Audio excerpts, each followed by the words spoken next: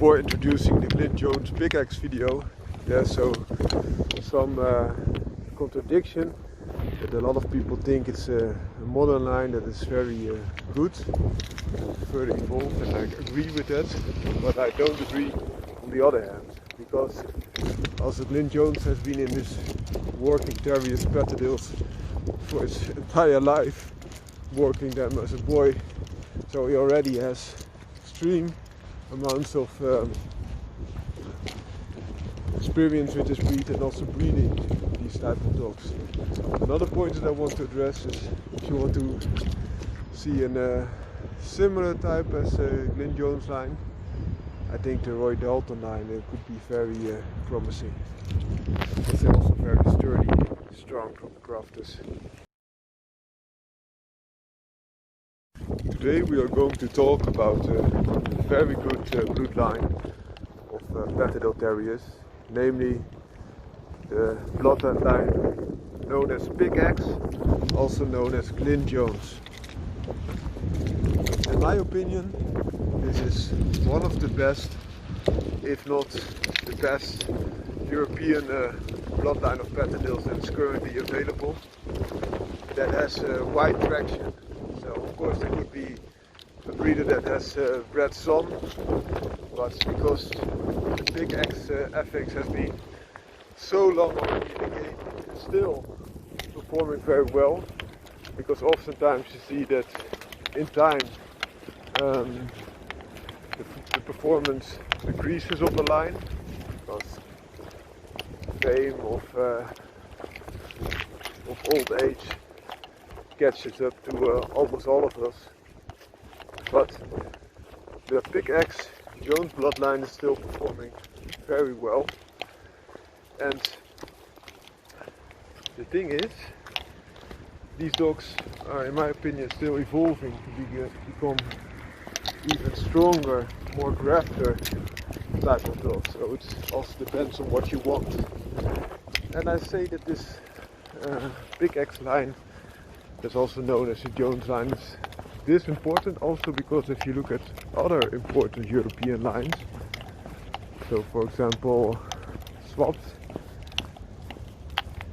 in Germany, or Boots currently residing in France, they all make use of this Jones blood. So for example Schwab is known to have pure Nuttall dogs, and he started like that. But after a while he also carried quite a lot of pure bones, pure Jones bred blood. And for example, this gives you an example of the dog that you see here. The father's side was all boot, so boot shock, and the mother's side was Albus Mia, which was essentially a float type of dog with a little bit of infusion of Schwabs. And he has Jones blood of the same dog from both sides. So from his father's side, 1/8 was attributed of the total that consists of BSL ESTACADO, my dog that you see here. So the father was 1/4 the dog, and the mother was 1/8 the dog. But then the father contributes 1/8 and the mother contributes 1/16. So together, in this dog that you see here, BSL ESTACADO, 3/16, so almost a quarter of the entire genetic makeup consists of this Jones bred dog. And it was known as Tom or Grom. So it was also renamed to a name that sounds familiar, and it gives you some insight of how other very well performing lines are using this blood. And if you look at the lines of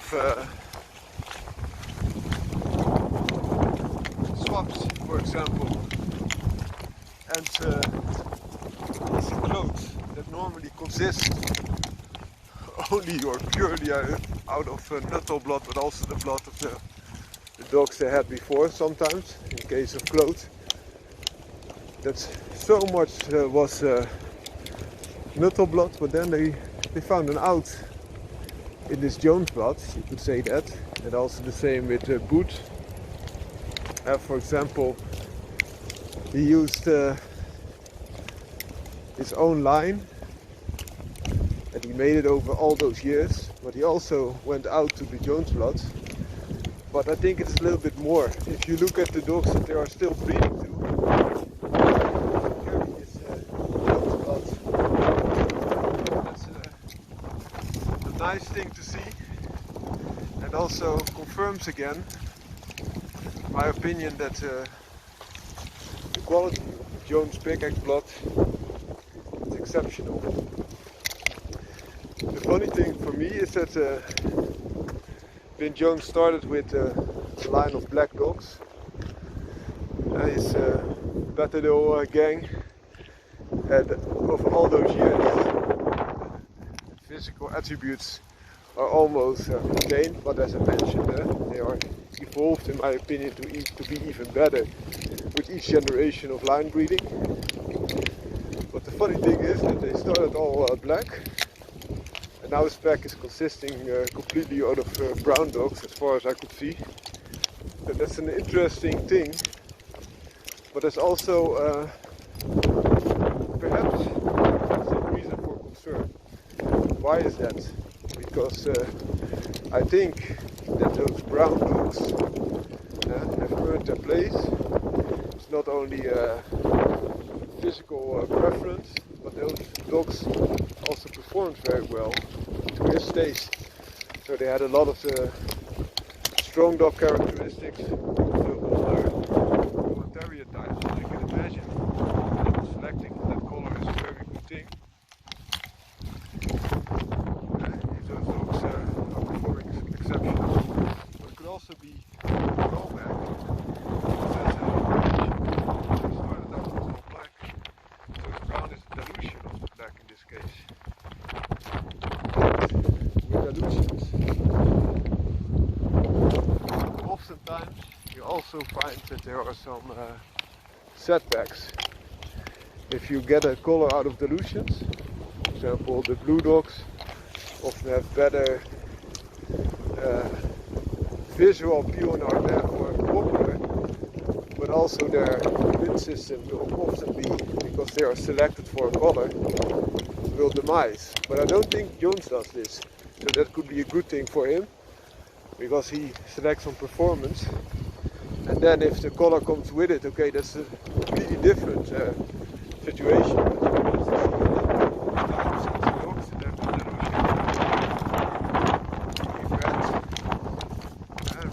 For example, that you also see in some dogs is also a dilution, so a less pigmentation. This also can lead to more problems. So blue can be a dilution of black, brown can also be a dilution of black. You see sometimes some of those buckskin colors, you find them very good performance animals oftentimes. In also game dogs or pit bull terriers, for example.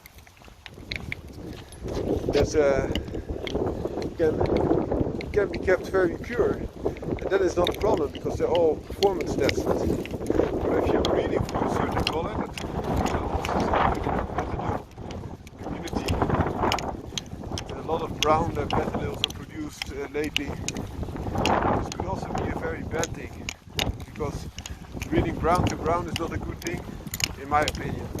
It would be good to cross out now and then also to an all black dog, how the PATTERDALE started, or another color. I don't care that much. I think that it should be kept black, preferably, but you also see this in an example that's easier to understand in all Merle colored dogs. So you have different types of Merle as a coloration. Some also call it, for example, patchwork. But if you breed two of that color together, then you often get a lot of troubles, also with the health and blindness, deafness, all kinds of problems can occur. So that's the only thing that I see as a potential setback. Performance testing, I think he can mitigate it to a big degree. And I would also select dogs that are not only brown, but I'll still carry, for example, good pigmentation in the nose, so that still have a black nose instead of those red noses that you also often see, a further sign of dilution.